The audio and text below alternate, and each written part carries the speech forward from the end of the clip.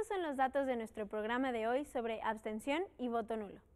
Hasta 2012, México era la tercera nación latinoamericana con mayor abstención.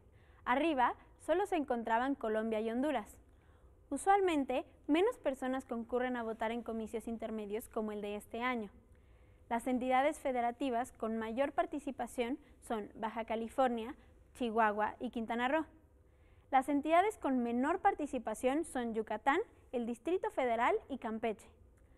A partir de estudios sobre la elección federal de 2012, el entonces IFE concluyó que la cifra de voto nulo se elevó tanto por los que lo hicieron intencionalmente como por confusiones respecto a los partidos en coalición. Regresamos contigo, Pedro. Pues gracias, Paulina, por estos datos que nos ayudan además pues a, digamos, recordar y corroborar lo que ya platicábamos acá, que es lo que ha sucedido en otros países. Permítanme recapitular muy breve para retomar nuestra discusión. Nos decía Flavia que hay algunos ejemplos, y algunos ejemplos aquí de la región latinoamericana, en las que a través de expresiones como la del voto nulo se fue anunciando el colapso del sistema de partidos políticos que después tuvo lugar en Bolivia, en Ecuador, en Venezuela, de alguna manera en Argentina. Y sin embargo en México, José Antonio, tú nos recordabas que a pesar del movimiento del voto nulo en las elecciones anteriores y de su impacto en la boleta, el sistema de partidos, en vez de cerrarse y de propiciar o aumentar las condiciones de su colapso, supo adaptarse y supo reaccionar. Esta es una característica, creo que positiva, al menos desde mi punto de vista, del sistema político mexicano. ¿Cuál sería tu opinión? Lo que pasa es que al mismo tiempo, como pasó tiempo, o sea, reaccionaron de inmediato, inmediatamente después de la elección. Incluso salió el entonces presidente Felipe Calderón diciendo hay que darnos cuenta de lo que está pasando, hay que cerrar la brecha entre políticos y ciudadanos, entre partidos y ciudadanos, y entonces vamos a proponer una iniciativa que efectivamente después la diluyeron, entonces le pusieron demasiadas condiciones, por ejemplo. Ya no quedó tan Sí, abierta. porque ya había pasado tiempo, ya no estaba la presión, y los partidos le modificaron a conveniencia de ellos otra vez, y eso es lo que hace que mucha gente ahora diga, pues si ni sirvió el voto nulo. Yo digo, bueno, pues avanzó en eso, claro, hay que seguir insistiendo, en todo caso hay que seguir presionando para que esas figuras sean más adecuadas. Lo vimos con la consulta popular, que no procedió a la mera hora en ninguno de los temas. Bueno, hay que afinar eso, pero hay que seguir presionando, no para que desaparezcan los partidos. Yo insisto en esto, no se trata de que colapse el sistema de partidos porque puede venir algo peor. Se trata de mejorar, pero si no presionamos, los partidos se les hace muy fácil decir, pues ya no hay descontento, ya no hay malestar, nos seguimos por donde vamos. Tú eres una observadora de sistemas políticos, digamos, comparados, digámoslo así, Flavia, eres una experta en ese tema. Decías en algún momento una frase que sí quiero retomar, decías, en México quizás se están dando condiciones similares a las que se dieron en aquellos países a los que ya hacíamos referencia. ¿Lo ves en realidad así o crees que a través de este tipo de mecanismos de presión y de adaptación del sistema político, la democracia mexicana, llamémosla así, puede subsistir en el tiempo? Vengo observando México hace 10 años de manera sustantiva, aunque no viví aquí, ¿no? Y mi percepción hacia el sistema político mexicano, y siempre se lo digo a mis estudiantes en clase, y lo digo con mucho cariño y muchísimo respeto, es que México pareciera que en términos comparados con otros países de América Latina, va incorporando las reformas de maneras más paulatinas, más lentas, siempre un poquito después que el resto de los países, ¿no? Las transiciones a la democracia fueron unos cuantos años antes en otros países y México un poquito más tarde y así sucesivamente. Y siempre les digo, y luego México aprende de cómo se hicieron las cosas y nos enseña cómo deberíamos haberlas hechas en muchas de las situaciones. Yo creo que aquí va a pasar algo similar. Lo que sí veo es un sistema de partidos cerrados, lo cual no creo que necesariamente sea malo para la democracia. Lo que sí creo que si tú tienes movimientos ciudadanos que necesitan canalizar su expresión, porque la sociedad es plural y el sistema político debe canalizar a las diferentes expresiones, esto va a generar como tensiones. Pero México tiene esa capacidad de adaptación que no todos los sistemas políticos han podido tener. Flavia nos dice algo que creo que también mencionaste tú y que yo comparto, esta impresión de un sistema de partidos políticos cerrados. La comparto e incluso yo agregaría, y un poco autista, autorreferente. Y sin embargo, José Antonio, llegaremos a la boleta en esta elección con 3 partidos políticos nuevos que no existían y en algunos casos con la figura de candidaturas independientes. ¿Cómo explicar esta paradoja de que por un lado hay esta percepción de cerrazón, creo que por muchas razones justificada, pero al mismo tiempo hay evidencias de apertura? Bueno, hay muchos que piensan que de todas maneras la vía de entrada para un nuevo partido están muy difíciles, muy complicadas y además cada 6 años, no cada 3, y que proponen que se flexibilizara en todo caso la entrada de partidos. Eso que bueno, se cumplieron los requisitos, hay una nueva opción, es difícil ubicarse para un nuevo partido, porque la gente ya desconfía, ya hemos tenido experimentos de nuevos partidos en donde se le da la confianza y luego resulta que son como los demás. Y por todas las vetas ideológicas, entonces, ¿no? Derecha, izquierda, centro. A diferencia de lo que ocurre ahora en Grecia o en España, con partidos nuevos que son esperanzadores, aquí ya estamos muy desconfiados. Pero la candidatura independiente, que fue una concesión de los partidos ante el movimiento del voto nulo de hace 6 años. Bueno, ya tenemos esa opción. Yo digo que incluso votar por un independiente es también mandar el mensaje a los partidos en el sentido de decir, no confío en ustedes, que se lea también como un mensaje de rechazo, no al sistema como tal, pero sí a los partidos. Es una opción, lo que pasa es que no todo el mundo va a tener esa opción, no en todos los distritos va a haber candidatos independientes, solamente en 22, me parece, de 300, en algunas alcaldías sí, en otras no, no todos los ciudadanos tienen esa opción. Y de todas maneras no habría que votar en automático, claro. Habría que ver quién es el candidato, de dónde viene, qué trayectoria, implica un esfuerzo mayor que el voto nulo, es decir, quiero ver quién es y en todo caso voto por él para mandar el mensaje a los partidos de que de todas maneras no me tienen contento. Bueno, qué bueno que los partidos reaccionen, qué malo que no reaccionen en la medida adecuada y suficiente para de veras destrabar esta situación de enojo, porque además no solamente tiene que ver con la participación o no de los ciudadanos, sino la corrupción, que es ahorita uno de los temas más fuertes, siempre lo ha sido, pero ahorita ha cobrado una nueva dimensión, la impunidad.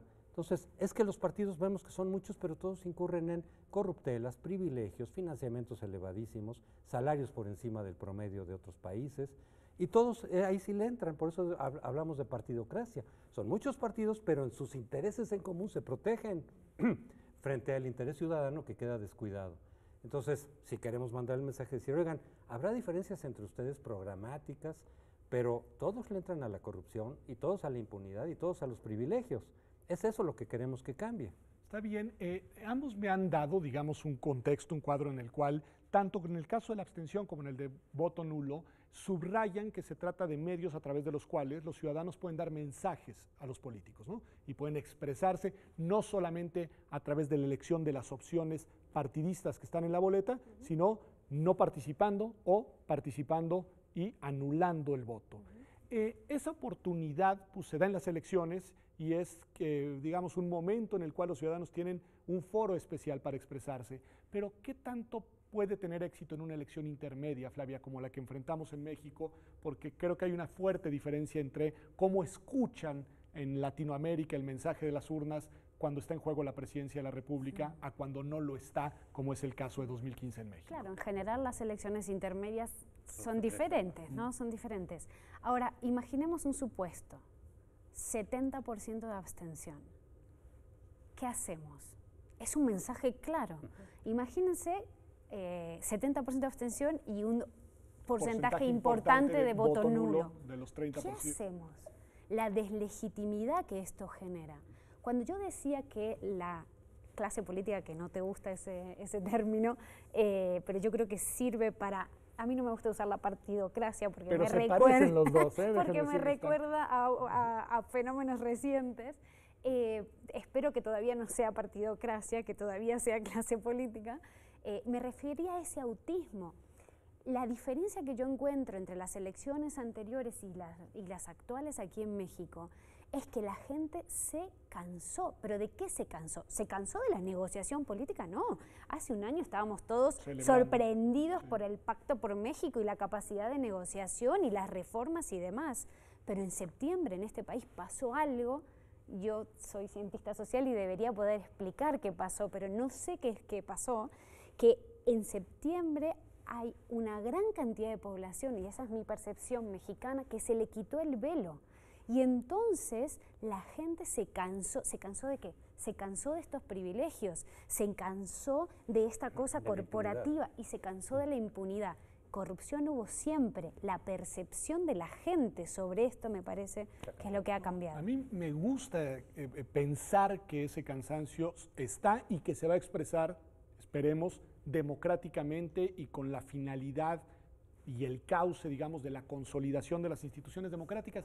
Pero hay fenómenos desalentadores, Flavia, José Antonio, y quiero traer uno a la mesa porque es un buen ejemplo que nos indica que no necesariamente a ese cansancio, a ese desapego, a ese hartazgo le corresponde una orientación del voto, y es el caso del Partido Verde Ecologista de México.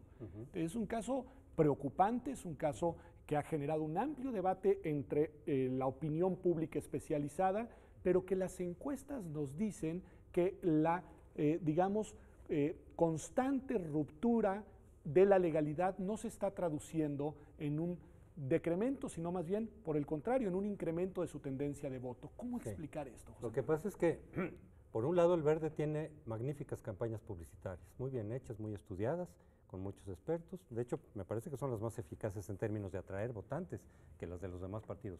Lo malo es que lo está haciendo en tiempos que no son los legales, pasándose por alto, desacatando las instrucciones de la autoridad, es decir, tienes que suspender esta campaña y la continúa, lo que le ha hecho acreedor a una serie de multas una tras otra que se vienen acumulando.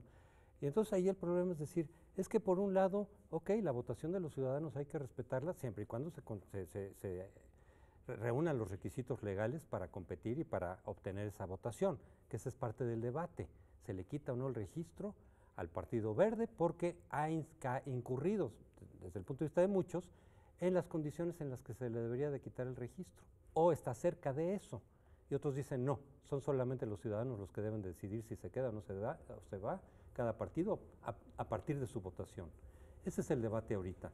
Pero, desde luego, el Partido Verde es un fenómeno que hay que estudiar para ver qué es lo que está mal de nuestra democracia, de nuestras reglas. Aquí el problema será que está resultando más redituable pasar por encima de las reglas. Ahí es en donde Ese veo es el esta mensaje paradoja, equivocado. es decir, que el cansancio, el hartazgo a todos estos fenómenos que José Antonio describe, impunidad, privilegios, corrupción, etcétera, no necesariamente se traduce en una, digamos, tendencia de no apoyo, de desapego, de censura a alguno de los partidos políticos que abierta y públicamente lleva a cabo estas acciones. ¿Cómo explicarlo, Flavia? No en el caso concreto, sino cómo explicar esta contradicción. No, y para el caso concreto, es decir, yo creo que es muy difícil el tema de quitar el registro a un partido en medio de una campaña. Desde la autoridad, por decreto de ley. Eso se genera un precedente que me da mucho miedo. Es decir, yo prefiero que sean los ciudadanos que están cansados, que están agotados, que denuncian. En la posición de que sea el votante. Lo que pasa es que tener un actor que está jugando y malinterpretando o utilizando las reglas de esta manera, nos dimos las reglas para algo. Y tenemos una autoridad electoral que tiene que velar por esas reglas. Entonces, lo que están haciendo es deslegitimando el sistema todo el tiempo. Entonces, y poniendo a la autoridad en una situación complicadísima. Exactamente. Es decir, yo porque comprendo, haga lo que haga va a ser criticada. Exactamente. Entonces, lo que pasa que a mí me generaría un muy mal precedente que en medio de así como me genera un muy mal precedente que una voz como la de Carmen Aristegui no esté en estos momentos al aire, diciendo lo que tenga que decir, independientemente de las causas. Yo no entro, a mí como ciudadana me quitaron la posibilidad de informarme de una voz que yo me acompañaba todos los días, digamos, ¿no? Y yo tengo que tener la oportunidad de escuchar a quien yo quiera. Así como me pasó con Carmen, más allá, repito, de la situación concreta por la cual no entro, es un mal precedente para la democracia. Y es un mal precedente para la democracia dos cosas.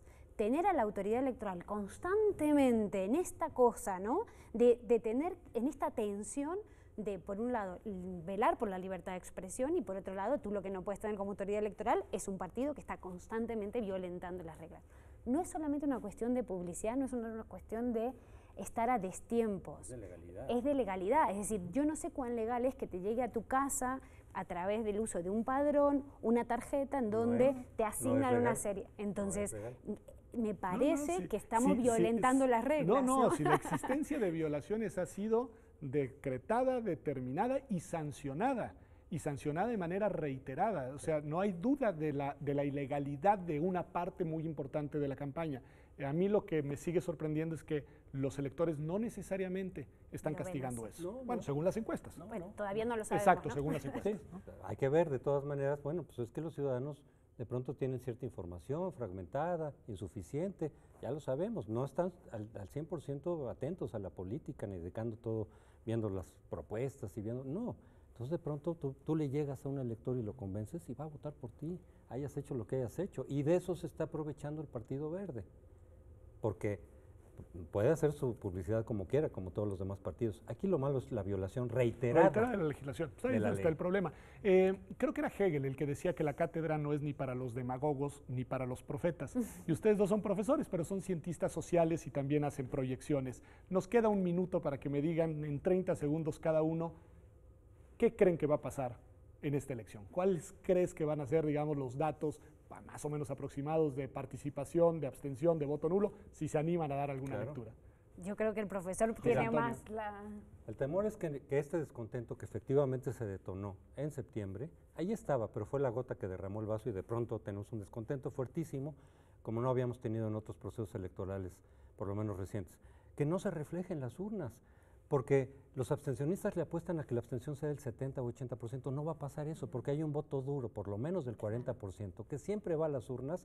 Entonces la abstención será cuando mucho igual que hace 6 y hace 12 años, no se va a notar el descontento ahí. Si el voto nulo, como dicen también las encuestas, es del 6%, igual que hace 6 años, tampoco se va a notar. Y los partidos ya están empezando a decir, los he oído algunos miembros decir, ¿dónde estaba el descontento? La misma abstención, el mismo voto nulo, el mismo nivel de participación por los partidos, pues ¿dónde estuvo el descontento? Y que entonces no lean lo que les queremos mandar, el mensaje. Flavia, 10 segundos. Creo que esto nos tiene que llamar la atención sobre que el andamiaje electoral puede estar funcionando muy bien, hacemos elecciones, competimos, tenemos un hermoso andamiaje institucional, reglas y demás, pero hay como una desconexión con la sociedad y con el Estado de Derecho. Creo que la próxima reflexión tiene que ser cómo cosemos mejor el espacio donde se dan estas elecciones para que la ciudadanía se sienta que estos son los mecanismos que le ayudan a resolver la cosa común. Pues muchas gracias, Flavia, muchas gracias, José Antonio. En verdad nos han dejado con mucho material para pensar en pocas semanas sobre un tema importante, porque ahí tiene usted, quizá solo hay algo peor que una ciudadanía, una sociedad descontenta, una ciudadanía cuyo descontento no encuentra cómo expresarse y no se hace visible para el resto de quienes forman parte de la misma. Esto es Observatorio. Vamos a un corte y ya volvemos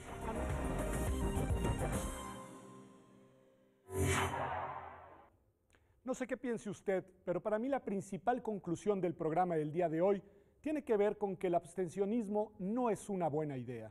Hay que ir a las urnas el próximo 7 de junio y hay que expresarnos a través de ellas, ya sea optando por alguno de los partidos políticos que estará en la boleta o en el caso extremo, si así lo desea, anulando su voto. Pero lo que no podemos hacer es quedarnos en casa ese día en el que las urnas nos convocan a seguir consolidando eso que llamamos democracia en México. Esto ha sido Observatorio. Nos vemos la próxima semana aquí en TV UNAM, como todos los martes a las 9 de la noche.